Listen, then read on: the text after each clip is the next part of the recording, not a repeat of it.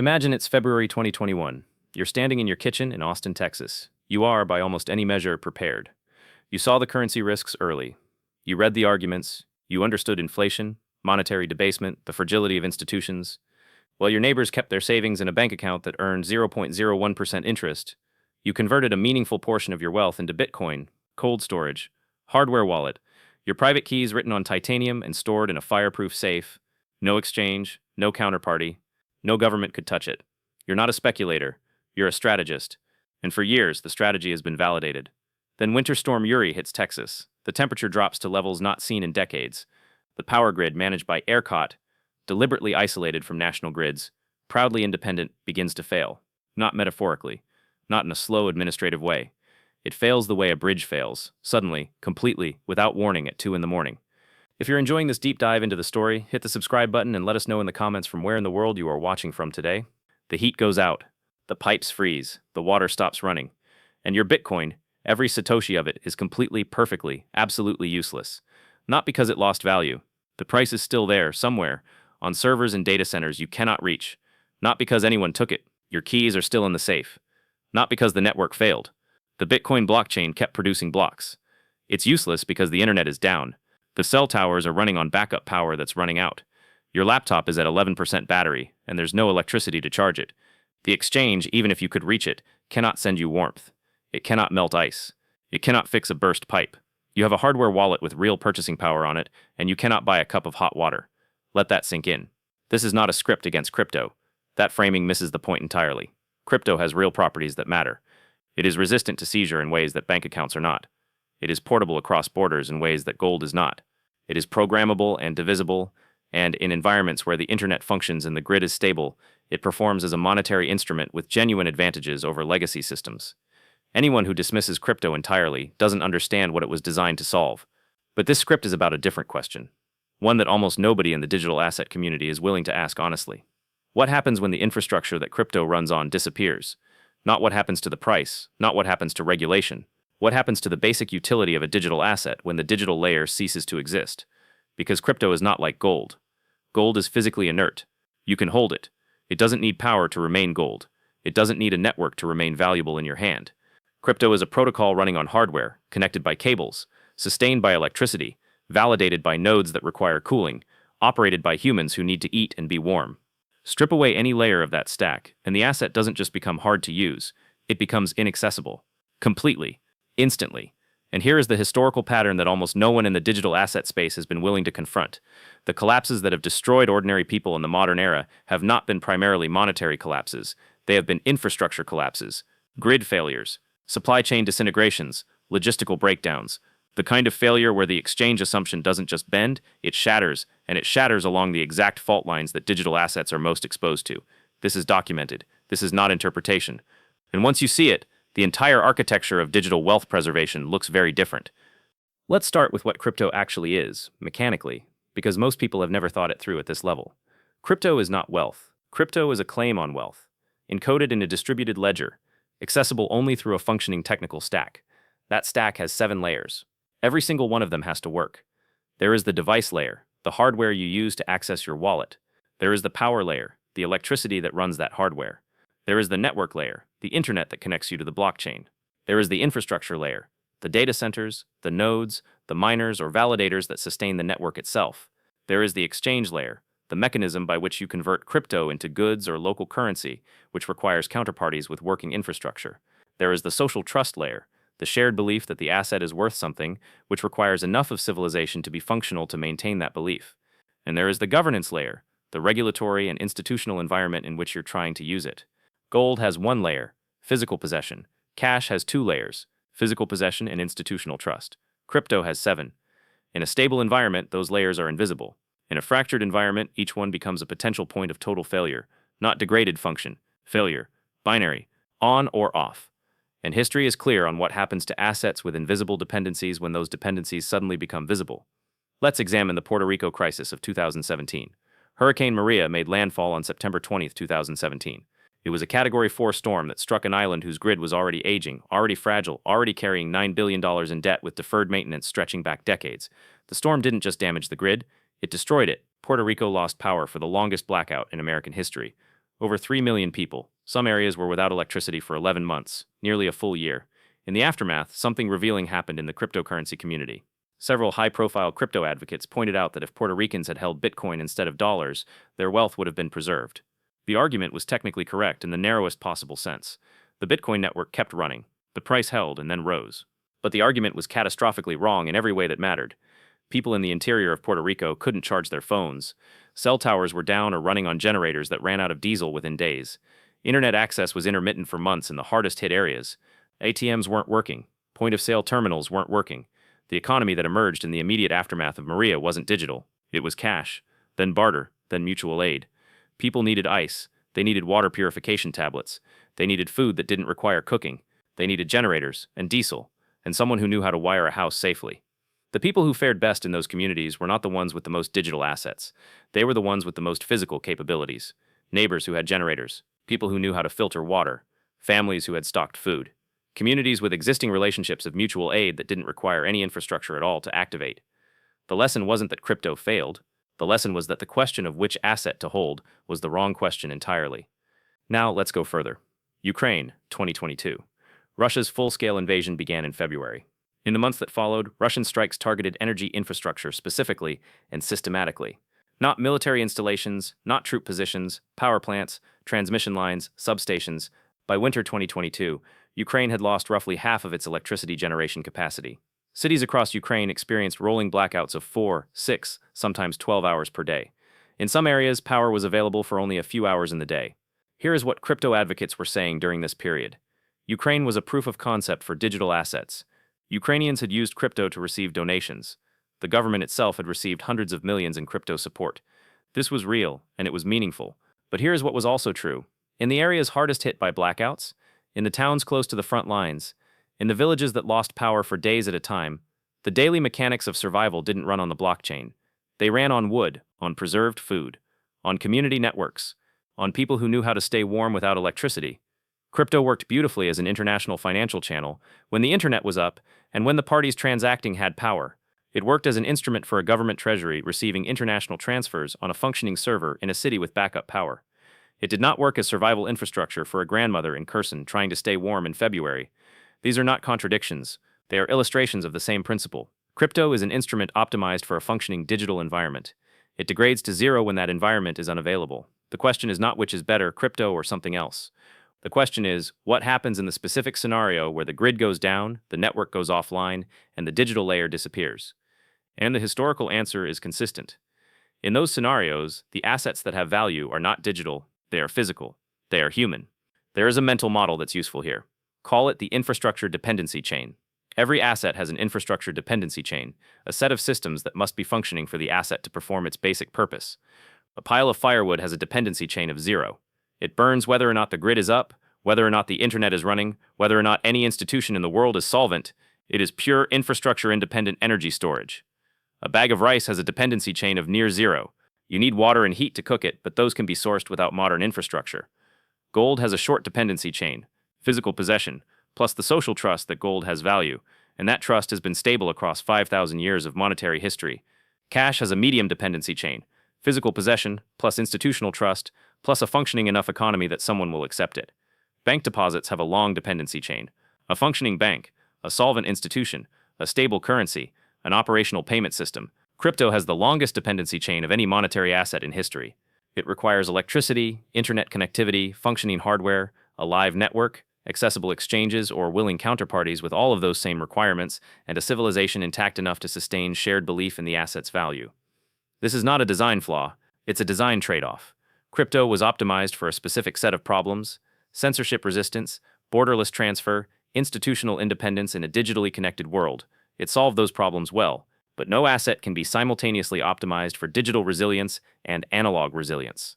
The very features that make crypto censorship-resistant, decentralization, cryptographic keys, blockchain validation, are features that require a functioning digital infrastructure to express. When that infrastructure disappears, the optimization becomes a liability. If you find this story engaging, please take a moment to subscribe and enable notifications. It helps us continue producing in-depth content like this. So what does preserve value in an infrastructure collapse? What actually functions when the grid goes down? This is where the historical record converges on a pattern. Not a product, not an investment class, a structure. call it the analog hedge. The analog hedge is not a financial position. It is a set of capabilities and relationships that function independently of digital infrastructure. It consists of specific, interlocking elements. Each one matters. None of them can be purchased quickly. The first element is physical energy capacity, the ability to generate, store, or source heat, light, and power without dependence on the grid. This means wood and the knowledge to use it. It means passive solar capacity. It means backup power that runs on fuel you can store and obtain locally. It means knowing how to stay warm in the absence of any system. This sounds primitive. It is not. It is the most fundamental form of resilience there is, because every other capability degrades to nothing if you cannot maintain body temperature. The second element is water independence. Access to water that does not require an electric pump, a treatment plant, or a functional municipal system. A well with a hand pump, rainwater collection with filtration capacity, knowledge of local water sources and the means to purify them, the ability to survive for 30 days without the tap running. Consider how many people in the developed world have given this zero consideration. The assumption that water simply arrives is so deeply embedded that its absence is almost unimaginable until it becomes personal. The third element is food production capacity. Not a pantry, not a 3-month supply of freeze-dried meals, though those have value. Production capacity. The ability to grow food from the ground, to preserve it, to understand the basics of soil, seed, and harvest. You do not need to be a farmer. You need enough capacity to reduce your total dependence on external supply chains. A garden that produces 10% of your calories is not a substitute for a grocery store. It is a proof of concept, a skill set, and a negotiating chip in a barter economy. The fourth element is repair skills, the ability to fix things without calling someone else. Basic mechanical knowledge, electrical fundamentals, carpentry, plumbing, the capacity to maintain what you have when replacements are unavailable and technicians are unreachable. This is perhaps the most undervalued capability in the modern world. We have outsourced repair so completely that an entire generation has grown up without the instinct to try. In an infrastructure collapse, the person who can fix the generator, diagnose the water pump, and patch the roof is the most valuable person in any community, not the person with the most digital assets, the person with the most applicable skills. The fifth element is thick local relationships, not digital networks. Physical proximity networks. The people within walking distance of your home whose capabilities complement yours, the neighbor who has medical training, the family 3 houses down who has a large garden, the person at the end of the road who has tools and knows how to use them, relationships of reciprocal obligation that don't require infrastructure to activate, because in the first 72 hours of any serious collapse, the internet is either down or flooded with misinformation, the supply chains are seized, and the only functional resource allocation system is the one built from actual human trust in actual physical proximity. The sixth element is physical stores of exchange. Not crypto, not necessarily gold, though gold has its place, cash in physical form for the short to medium term, and more importantly, physical goods with inherent utility that function as exchange media in a barter economy. Medicines, fuel, tools, seeds, preserved food. The difference between a token of exchange and a good of exchange is that the good has value independent of anyone accepting it. You don't need a counterparty to eat your food storage. You don't need a functioning system to use your medicine. These 6 elements constitute the analog hedge, and the uncomfortable truth is the same one that applies to every genuine resilience strategy. You cannot buy it. You can only build it. There is no product that delivers it. There is no app that substitutes for it. There is no asset class that represents it on a balance sheet. It cannot be acquired in a weekend or a crisis. The physical skills take years to develop to the point of real competence. The garden doesn't become productive until you've failed at it a few times and learned from the failure. The mechanical knowledge doesn't become useful until it's been applied in real conditions. The community relationships don't become functional in a crisis until they've been built and maintained over years of normalcy. This is the trap that most digitally oriented wealth preservation strategies fall into. They treat resilience as a purchasing problem. Buy the right asset, hold the right coin, have the right portfolio, and the assets they recommend are ones where someone benefits from selling them to you. The analog hedge has no marketing apparatus. Nobody profits from telling you to learn to fix an engine. There is no industry behind the recommendation to know your neighbors. The newsletter promoting community resilience doesn't exist because there's nothing to sell. So you hear thousands of messages about which digital asset is the right hedge, and almost nothing about the capabilities that actually function when the infrastructure those assets depend on disappears. This is not conspiracy, it is incentive structure. The ideas that spread are the ideas that benefit from spreading. So, let's return to the historical record one more time, because the pattern is consistent enough to be called a law. Texas, February 2021. The households that came through Winter Storm Uri most intact were not the ones with the best positioned asset portfolios. They were the ones who had firewood stacked outside, the ones who had gas stoves that didn't require electrical ignition, the ones who had neighbors they already knew and trusted, who pooled resources and shared warmth, the ones who had enough stored water to last a week, the ones who knew their physical environment well enough to navigate it without digital assistance. Puerto Rico, 2017, the communities that recovered fastest were not the ones in the capital with the most connected residents. They were the mountain communities with traditions of mutual aid, with older residents who remembered life before full grid dependence, with the skills and relationships to organize without infrastructure. The pattern in every documented infrastructure failure is the same. The people who survive best are not the wealthiest. They are the most structurally analog, the most capable of functioning outside the systems that most people depend on invisibly until those systems disappear. Let's be precise about what this means in practice. If you are genuinely concerned about systemic risk, grid failure, supply chain fracture, infrastructure collapse, whether from extreme weather, geopolitical escalation, or cascading technical failure, your preparation needs to be structured, not merely allocated. Ask yourself, if the power went out in your area for 30 days, what would happen? Not to your portfolio, to your life. Do you have heat? Do you have water? Do you have food that doesn't require a functioning supply chain to resupply? Do you know the people within walking distance of your home well enough to cooperate with them under stress? Ask yourself, what can you do with your hands? What can you fix? What can you build? What can you grow? Because in a fractured infrastructure environment, the answer to those questions is your actual net worth. Ask yourself, where are your dependencies?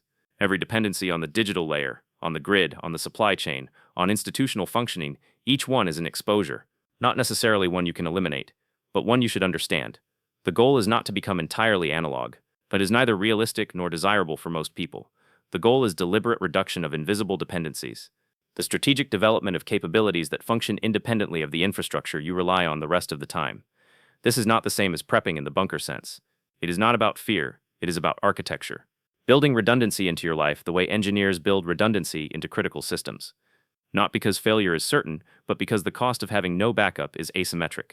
There is a final point worth making, because the analog hedge is not only about collapse scenarios, it is about something larger. The skills that constitute the analog hedge, the ability to produce, to repair, to grow, to connect with physical community, are not only insurance, they are a different relationship with the world. The person who can grow food experiences their relationship with nourishment differently than the person who is entirely dependent on a supply chain they've never seen. The person who can fix things experiences their relationship with objects differently. The person who knows their neighbors experiences their relationship with place differently.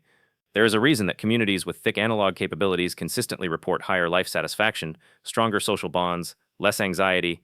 It is not because they are poorer or more primitive, it is because they are less dependent on systems outside their control. And dependence on systems outside your control is the foundational source of modern anxiety. The crypto community got one thing profoundly right: the instinct to build independence from centralized systems is correct. The dependency on institutional intermediaries is real. The risk of currency debasement is real. The motivation to hold assets outside the traditional financial system is legitimate. But the solution cannot be a digital protocol that requires those same institutions' infrastructure to function. The deepest form of independence from centralized systems is not a better token, it is the capacity to produce, to maintain, to relate, to function at a local level without requiring any distant system to cooperate. That is not a new idea. It is in fact the oldest idea. Every community in human history that survived the collapse of a larger system survived because it had those capabilities at the local level, not because it had the right financial instruments, because it had the right human infrastructure. The analog hedge is the oldest hedge in history. It predates every monetary system that has ever existed. It survived every collapse that destroyed those systems. And in the next grid failure, in the next infrastructure disruption, in the next extended blackout, it will be the only hedge that matters at the moment it matters most. This is historical and educational analysis, not financial or investment advice. Crypto is a hedge. It is a real hedge against specific monetary and institutional failures in a functioning digital environment. It is not a hedge against infrastructure failure. And the mistake most people make is assuming one type of collapse when the actual risk is another. The complete picture requires both: the monetary hedge and the analog hedge, the digital layer and the physical layer, the asset that survives institutional failure and the capability that survives infrastructure failure. The infrastructure that your digital wealth depends on is not guaranteed. It never was.